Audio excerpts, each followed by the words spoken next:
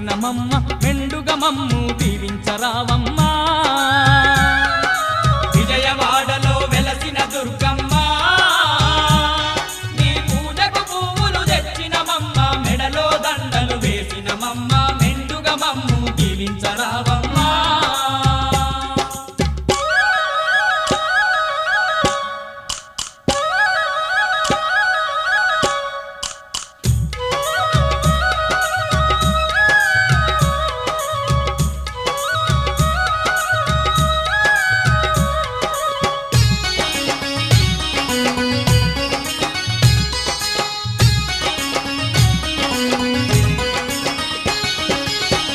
పళ్ళతో పూజలు నీకు అన్న పూజలతో అర్చన నీకు